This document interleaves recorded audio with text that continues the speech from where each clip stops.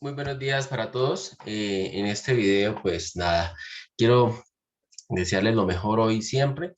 Vamos a hacer la retroalimentación rápida de la guía número 2 de filosofía. De nuevo, pedirles mis disculpas por la demora en el desarrollo de esta retroalimentación. Como ustedes saben, no ha sido fácil estar al día.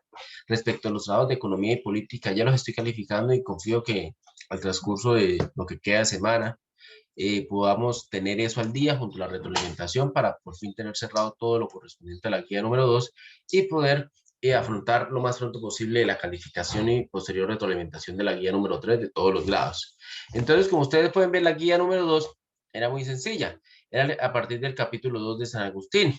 No lo volveré a leer porque ya lo trabajamos, sino que entraré directamente a las preguntas y como ustedes bien saben, con gusto, si hay algo que consultar, si hay algo que revisar, que corregir, porque también soy humano y me puedo equivocar, con mucho gusto lo revisaremos. Entonces, vamos a la primera pregunta. A partir del anterior texto, es posible afirmar que podemos encontrar a Dios en, argumenta tu respuesta. A, en todos y en cada uno de los lugares de la creación. B, en el infierno, dado que allí también podemos encontrarlo. C, en el cielo y en la tierra, lugares de su creación. D, en ningún lugar de la creación. Ahí tuve un error ortográfico de la creación, dado que Dios y la creación son diferentes. Bien, eh, este tipo de preguntas que pude desarrollar, podemos dar cuenta que para poder responder es también fácil, o para poder explicar la opción de respuesta, podemos descartar las opciones que no son. De todas esas cuatro opciones, la opción que menos relación tenía con la respuesta directa es la D, que si bien es cierta, ¿sí? Dios y la creación son diferentes. Eso no quiere decir que Dios no esté presente en la creación, ¿sí? Pero está presente como algo aparte de la creación. Yo les explicaba ahorita en la guía número 3 que lo que Agustín está problematizando es qué es Dios como substancia, como algo, ¿sí? Dios es una substancia, es verdad, sí, es de Agustín parte de eso, no podemos dudar de eso, pero esa sustancia no es nada o no podemos equipararla a nada de lo que existe en la creación, ¿sí? Ni tanto en cantidad ni en cualidad, como para complementarlo con la guía número 3 que estamos desarrollando. Entonces, cuando decimos que en ningún lugar de la creación podemos encontrar a Dios, es falso, en la medida de que Dios está presente en todos los lugares de la creación. Vayamos a las otras opciones de respuesta. La C es cierta, pero bueno, de menos a más. Pasamos a la B, que en grado de veracidad sería cierto, pero tendría un menor grado de veracidad que las otras opciones de respuesta. ¿Por qué? Porque la pregunta nos dice que en dónde podemos encontrar a Dios. Es cierto que lo podemos encontrar en el infierno, pero no solo en el infierno, ¿sí?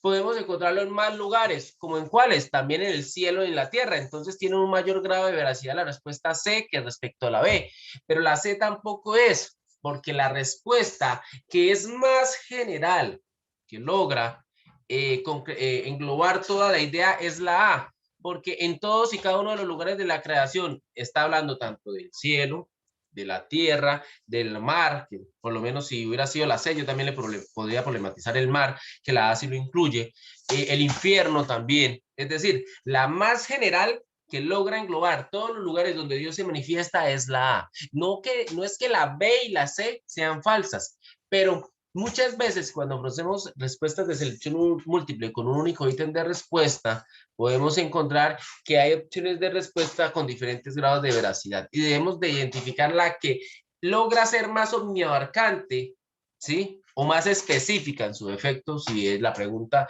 busca ser más, la respuesta busca ser más específica, dependiendo de la pregunta, pero en este caso le estábamos preguntando, la lógica de las respuestas que estaban ahí era desde una respuesta más omniabarcante y las otras que son ciertas, pero no son tan omniabarcantes como las otras, como la respuesta correcta, que en este caso sería la A.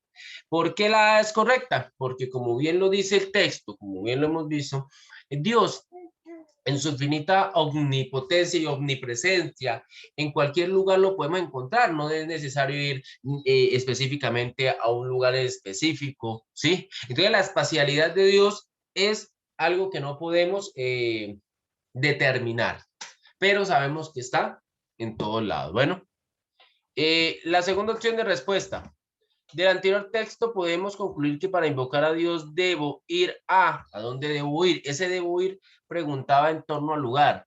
Y veo que la gran mayoría de personas tiene claro que no es necesario ir a ningún lado, ¿sí? Si yo puedo invocar a Dios en cualquier lugar, porque algo característico del cristianismo es que en el ágape, que es la relación de amor entre Dios y los hombres, ¿sí? Eh, en esta relación de amor, nosotros siempre que busquemos a Dios, Dios nos va a escuchar. Así seamos todos los 7.000 millones de habitantes a la vez, Dios tiene la capacidad y la omnipotencia de escucharnos a todos a la vez. ¿Sí? Algo muy diferente, por lo menos en la tradición pagana. Usted como griego hacía sacrificios, que era la forma de hablarle a Dios, y lo hacía, y usted no sabía si Dios lo iba a escuchar o no. Podía ser que lo escuchara un daimón, un demonio, perdón, no sé una palabra daimón para no enredarnos, sino otro dios o un mal espíritu, ¿sí? Entonces, y no necesariamente su petición fuera bien escuchada o fuera tenida en cuenta por el Dios que usted quería. Ya no, en el cristianismo, cuando yo solicito a Dios algo, no, bueno, cuando yo hablo con Dios, porque es que hablar con Dios no es solo pedirle algo, también es agradecerlo, sencillamente, pues llenarse la bienaventuranza que da el estar junto a Él desde el cristianismo, ¿no? Entonces, con solo ello, yo ya estoy siendo escuchado. ¿Listo? Y tercer punto. Cuando Agustín dice, no sería mejor decir que yo no sería en modo alguno si no estuviese en ti, de quién, por quién y en quién son todas las cosas, ¿a qué se refiere con eso de quién, por quién y en quién son todas las cosas? Eso yo lo expliqué en el video, perdón, en la clase, y ustedes recordarán que cuando hablábamos eso lo expliqué eh, con la historia de Moisés, ¿no? De Moisés, de la zarza ardiente y todo eso, cuando Dios dice, manifestándose por la zarza ardiente, yo soy el que soy, la cuestión está en torno al ser, a la ontología, al estudio de lo que es en cuanto que es. Dios es lo único o el único, ¿sí? Para darle un artículo que signifique persona, no solamente cosa. El único y lo único que es, ¿sí? Que existe como tal.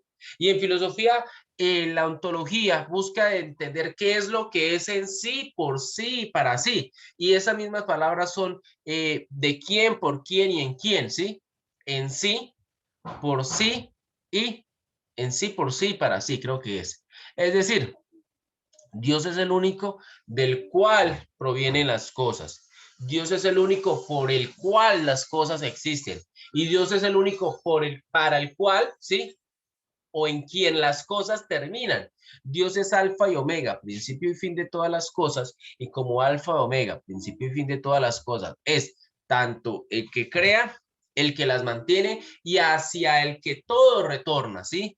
Es como una eterna fuente que fluye, pero al fluir, el agua que cae vuelve a retornar a su fuente y vuelve a seguir, ¿sí?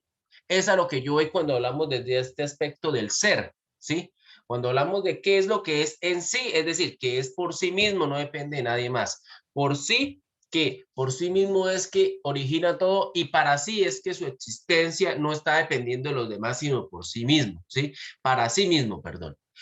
A eso mismo Agustín está aludiendo indirectamente de quién, por quién y en quién son todas las cosas. Ese carácter ontológico supremo en este caso de Dios, que los griegos ya habían problematizado con Parménides cuando vimos los presocráticos, recuerdan la teoría del ser, que es el ser en sí, por sí, todo lo demás. Bueno, ¿qué es lo que es y nunca deviene?